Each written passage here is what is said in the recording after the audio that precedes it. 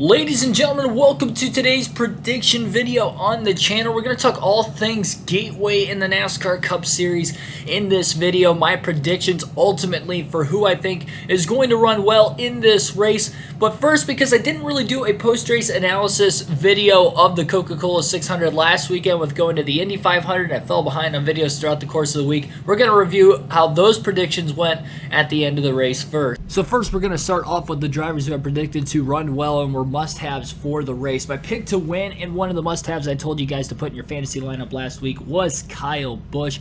Led 36 laps early in the race before unfortunately spinning. Came back to finish in second. Put up a fight with Denny Hamlin on that final green-white checker restart in overtime, but was unable to get around him. But still, second place finish. At least got a good finish out of it. I was right on that prediction. I had Chase Elliott as the other must-have pick. He ran well at one point, led 14 laps, actually won a stage earlier on in the race, but unfortunately for Elliott, he ended up getting involved in an accident, and then it looked like he was going to be able to continue the race after a pretty light hit into the wall, but the damaged vehicle policy had allowed him to DNF, unfortunately finishing 33rd, so I was wrong with that prediction despite the fact that he actually had quite a bit of stage points, at least very early on, but DNF before the end of stage 2, that was a tough break for him. The dark horse picks last week, I had Ricky Stenhouse Jr. He ended up finishing in the top 10. I mentioned that that team has been fast in recent weeks, and they've been fast on the intermediate tracks because it was an intermediate track and specifically a mile and a half as well.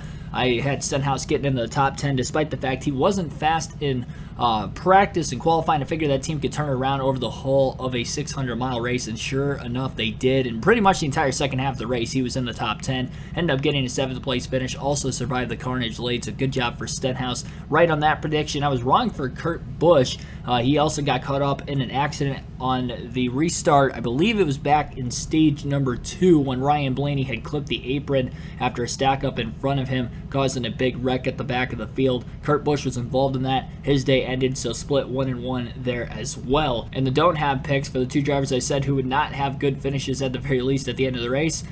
Kevin Harvick was one of them, and kind of foreshadowing this week, cough, cough. But anyway, Kevin Harvick ended up finishing in the 3rd place position. He was not in the top 10 most of the day, but because he survived the carnage, especially on that last big wreck that happened on the front stretch in the first overtime finish, Kevin Harvick missed it, got up inside the top 5, held on well in the restart, finished in 3rd. I was right on Joey Logano not getting the top 10 finish. He was involved in that first overtime crash, even though he was in the top 5, and scored a decent amount of stage points, led some laps in the race. I was ultimately still right on the prediction because he ended up with a 20th place finish. So split pretty much right down the middle, 3-3 last week. Not bad, but not great either. Tough to predict those wild, crazy races for sure, like last week's Coke 600 was, but I feel very confident about my predictions this week.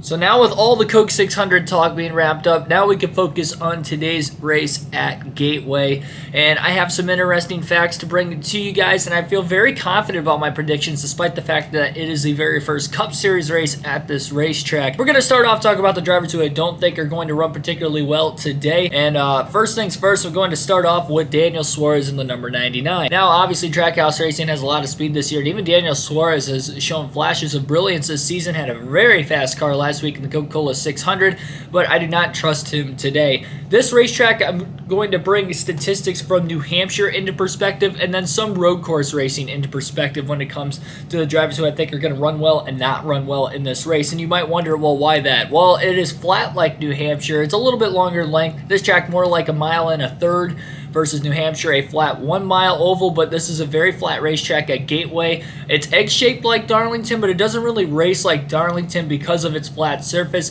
and it actually races more like a road course because of how much shifting you're going to see in turn 1 today. You might see some shifting in turn 3, but drivers in practice and qualifying, from what I've heard of the little bit that I watched yesterday, or was able to keep an eye on from yesterday on my way here to St. Louis, is that drivers were shifting 1, maybe even 2 times, going from 5th gear down to 3rd gear into turn 1.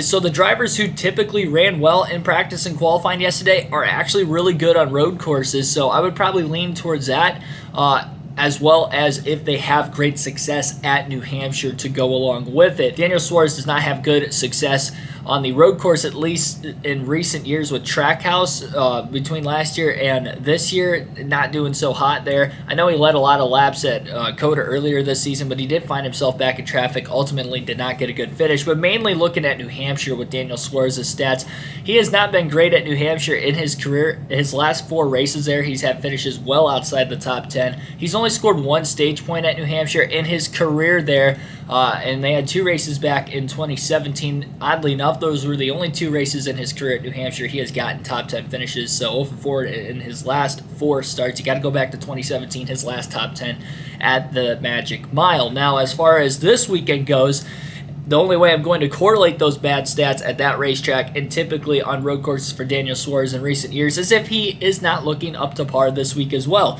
And as I scrolled through the practice times and the qualifying times, Daniel Suarez qualified and practiced outside the top 20. He was 29th fastest in practice yesterday, and not only that, in qualifying, he qualified in the 23rd place position, so he's starting pretty deep in the field.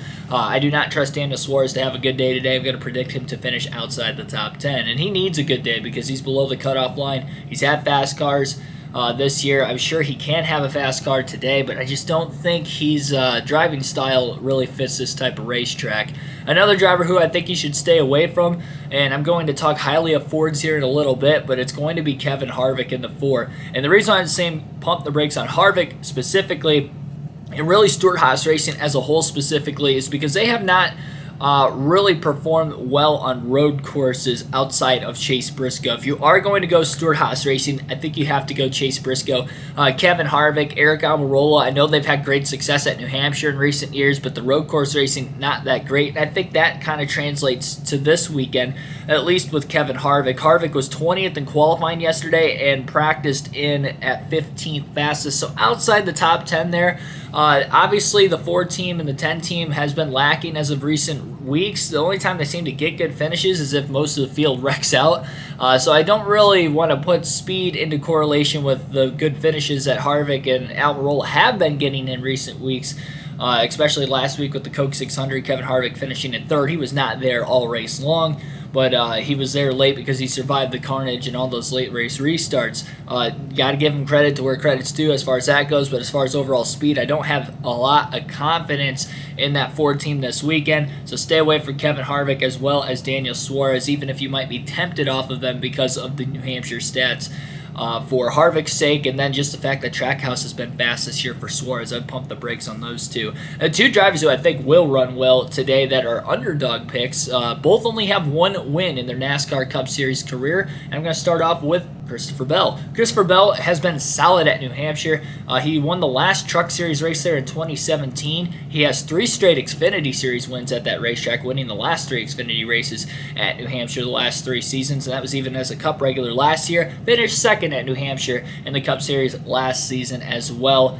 Put on a good show. Might have had a shot to catch Almirola late if the race didn't end early due to darkness. So Christopher Bell, very fast there. We fast forward this weekend. He's not looking quite as fast. We know Bell to be a very good road course racer as well, so I think the shifting is going to work out well for him. He didn't run well in practice, but he qualified well as he has done most of the year. Qualified in at the 3rd place position. That's where he'll be starting for today's race. I think he can keep that track position. It's going to be tough to pass today, and I think Christopher Bell, at least at bare minimum, gets the top 10, maybe scores some stage points.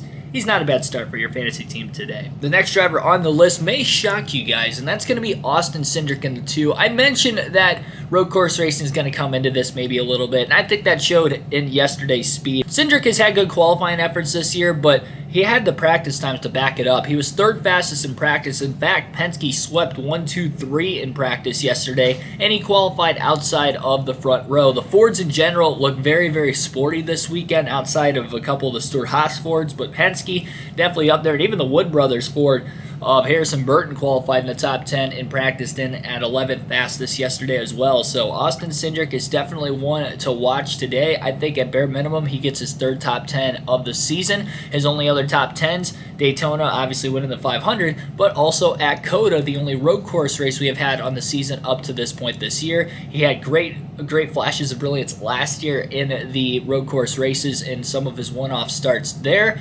And I think Austin Cindric can get a good run today. Really, Penske as a whole looks super, super good. And that's going to correlate into the drivers who I think are going to run well today. Guarantee my favorites for the win. Ryan Blaney, Joey Logano. I'm all on the Penske train this weekend. I think that those are must-haves. I would not be surprised if most of you guys in the Fantasy League should take all 3 Penske drivers in your fantasy team this weekend. Joey Logano, Ryan Blaney, they are fast as well. Again, I mentioned that Penske swept 1, 2, 3 in practice. Logano was the fastest of them. Ryan Blaney was second. And then in qualifying, Ryan Blaney qualified in at 5th, Logano 7th. In fact, Fords, as far as the top 10 goes, take up 6 of the top 10 starting positions for today's race. I do think that that is worth noting. And also the success that Penske, in particular, has had New Hampshire in recent years is definitely something to keep an eye on today. Ford has actually won the last 4 races at New Hampshire, and all 3 of the Penske drivers of, at the time, Brad Keselowski and then Joey Logano, Ryan Blaney, each have 2 top 5 finishes in the last 3 New Hampshire races, and they've led a lot of laps doing so. Of course, Keselowski dominated a race there in the 2 car that Cendrick is racing, so I think that could obviously correlate well for Cendrick. He hasn't made a Cup start at New Hampshire yet, but he is making a Cup start today at Gateway. He's probably got a lot more recent success there as well because of running truck races there in recent years. So I think the Penske train, I'm high on it today. As far as my prediction for the race win goes, it's a toss-up. It is definitely a toss-up. I'm going to lean on the safer side of the Penske train between Logano and Blaney, the 2 must-haves. And for the sake of me going to the race this weekend and the sake that Ryan Blaney never seems to win when I go in person, he only has won 1 of the over 30 Cup races I've been to in person, and he has literally raced in every single one of them. I'm going to go Joey Logano based off of that and the fact that Logano seems to be a little bit more consistent on road course races in recent years than Blaney. Blaney does have 1 road course win at the Roval in 2018, and he does run well from time to time. Typically, the road courses he runs well at are Sonoma and Watkins Glen. A lot of the newer road courses he's tend to struggle on this year, except for Indianapolis. Outside of Indy, Watkins Glen, and Sonoma, his road course stats a little shaky. I think Blaney's going to run well, but I think Joey Logano is going to be the one to get the win. Comment in the chat down below, who do you think is going to win today's race? Do you like my picks? Also subscribe for more daily NASCAR content. Hit that like button. Race highlight video from the grandstands will be out on the channel later tonight, so be sure to watch that. Hit that notification bell so you don't miss that upload. Do that for every race I go to in person, and then obviously the races I don't go to in person, live commentary. Did that for the Xfinity Series at Portland yesterday, even from my hotel room. Had fun with that, and it was a great turnout for Xfinity Series standards. I think we almost had 100 people watching. So thank you for all your support as always. I will see you guys in the next one.